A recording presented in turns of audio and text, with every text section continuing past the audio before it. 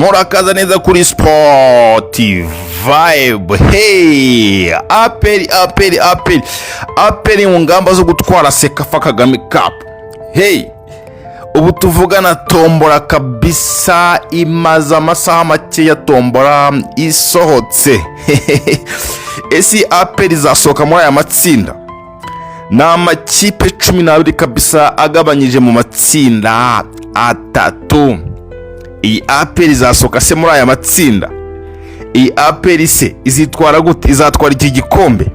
Dore ko kabisa iyi aperi mu makipe akomeye muri Sekafa, kuko andi makipe yose kabisa uri gusanga atari ku rwego rwa APR.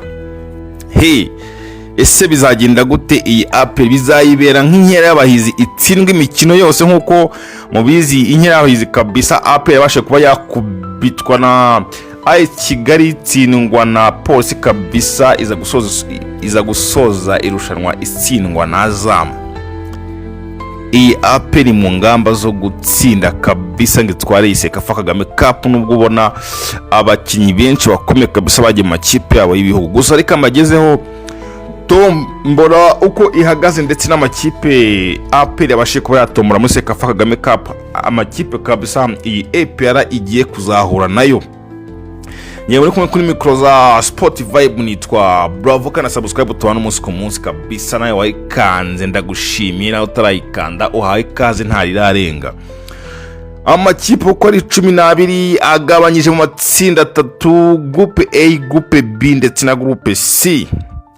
Na amakipe kabisa agabanyije mu matsinda 3 gabanyamo kabisa, ubona ko hazagenda hazamuka amakipe 2 muri buri tsinda, hazazamuka amakipe 2 muri buri tsinda, ubwo azazamuka amakipe 6, ndetse uko mbikeka ashobora kuzashaka best loser, aba best loser 2 kabisa bakaza kabisa, hakazamuka andi makipe 2 y'aba best loser, akaba amakipe 8 kugira ngo zizabone uko zakina kabisa nta biharwe bijemo. Ate amakipe na yahe, bizagenda gute? APR iherereye mu itsinda ririmo yahe makipe? Reka mbabwire kabisa. Group A irimo ikipe ya Singida Black Stars, murayizi kabisa muri Tanzania. Iri kumwe n'ikipe yitwa Gade Coast kabisa Football Club. Iri kumwe n'ikipe yitwa Ethiopia Cafe, ni ikipe muri Ethiopia birumvikana. Ndetse ikaba iri kumwe n'ikipe yitwa Police Football Club kabisa, ni ikipe yo muri Kenya. APR iri muri groupe B, ariko reka tubanze dusome groupe C.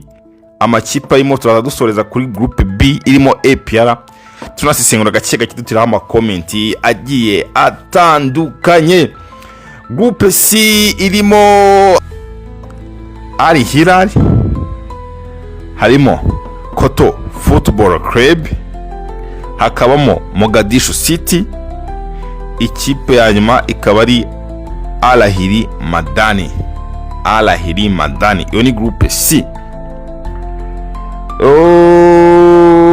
Iyi groupe B yari ari nayo irimo APR yo mu Rwanda.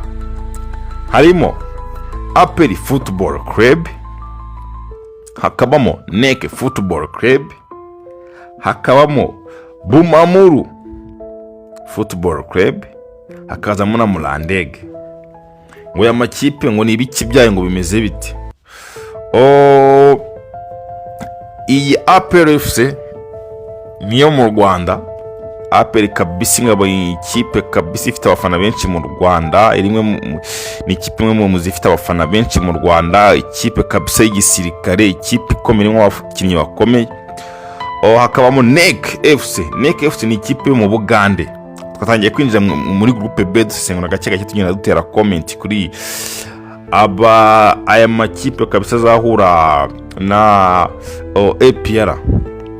Hakaza yitwa Bumamuru, ni ikipe mu Burundi kabisa za Cibitoke. Hakaza na Mulandege ewana, ikipe yo muri Tanzania Zanzibar kabisa. Ese itsinda APR irimo uryumvishe gute? Iri tsinda APR irimo uryumvishe gute? iyi tsinda APR irimo uryumvishe gute? Iyi APR muri iri tsinda bayigize ya mbere, kandi ikipe ya mbere kabisa ibifite amahirwe yuko ari ibikomeye kabisa. Ekipe ya mbere ishobora kuba ni ikipe babashyize ku rutonde kabisa ikomeye, kandi urabona ko iyi APR kabisa ubona yuko iyoboye itsinda, iyoboye group stages. Irabanza hakurikiraho Neke yo muri Uganda, Bumamuru yo muri Burundi, hakaza kabisa na Murandege yo muri Zanzibar Tanzania. Ikigaragara cyo aya makipe ari kumwe na APR ntabwo ari amakipe akomeye pe. Nk'iyi Neke yo muri Uganda, turabizi muri Uganda hariyo amakipe abiri akomeye cyane nka KCCA, akaza Vipers, na amakipe abiri akomeye yo muri Uganda, ariko yose iyi kipe ishobora kuba nk'iya kane cyangwa iya gatanu muri Uganda kabisa, ntabwo dukunze kuyumva, gusa nayo ni ikipe nziza. Iyi Bumamuru eri mu ikipe, ni amakipe ni ikipe ikomeye hano mu Burundi, nyuma ya za Vitaro, nayo ni ikipe ikomeye, n'agakipe keza karekura abakinnyi kabisa, ariko urabona iyi Sekafa kabisa ntabwo irimo amakipe akomeye, urabona ko amakipe akomeye ntabwo yayitabiriye, ariko n'aya makipe nayo ni meza. Iyi ekipe ya kane ni Murandege yo muri Tanzania tuzi amakipe nka za Azam, amakipe abiri akomeye, Yanga na Simba, kazamo Azam, akazamo ndetse n'Isingido. Isingido meza kandi izakina yo muri Confederation Cup. Na amakipe akomeye kabisa, ayo ngo ni amakipe akomeye muri Tanzania. Iyi Murandege iza mu makipe kabisa aho ngaho muri mido, ariko mbibutsa ko kabisa shampiyona ya Tanzania iri mu shampiyona akomeye, iruta shampiyona mu Rwanda, ikaruta shampiyona yo muri Kenya, ikaruta shampiyona yo mu Burundi, ikaruta shampiyona yo muri Uganda. Iyi ni shampiyona ikomeye, ese APR ifite amahirwe yo gusohoka muri iri tsinda cyangwa bizayibera nk'inkera y'abahizi? Bibutsa ko kabisa inkera y'abahizi APR yakubiswe amajya n'amaza, isoko ifite ubusabwa bw'amanota. Reka turebe yuko iyi APR izasohoka muri iri tsinda ihagaze bwuma, imeze neza kabisa, kugira ngo ibintu byose bizabe bigenda neza. Andika muri komenti uko wumvise iri tsinda, uko wumvise kabisa izi group. Ese iyi APR nkubwira ko ifite abakinnyi kabisa bagiye mu makipe yabo y'ibihugu, harimo kabisa abagande babiri kabisa, harimo Omedinho kabisa na Sekigana bagiye kabisa mu ikipe y'igihugu. Kiwanuka yarasigaye, hagiye Bamadusi, abari mu banyamahanga agenda Memeri Dao kabisa. Muri APR niyo mugabo Claude ntawari,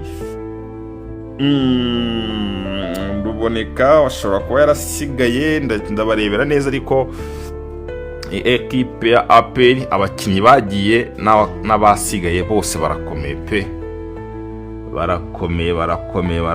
Reka turebe ko iyi APR ijegajega mu izamu, iyi APR itari gutsinda ibitego bihagije, iyi APR kabisa ifitanye ikibazo n'abafana, iyi APR ifitanye ikibazo abafana bafitanye ikibazo n'umutoza.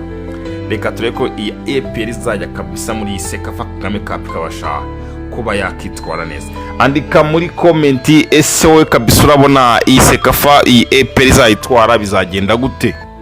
Kanda subscribe tubana umunsi ku munsi kabisa kuri Sport Vibe. Nge nitwa Bravo, ndabakunda kabisa. Reka tubonane mu minota iri imbere tubagezaho izindi update in Sport Vibe TV.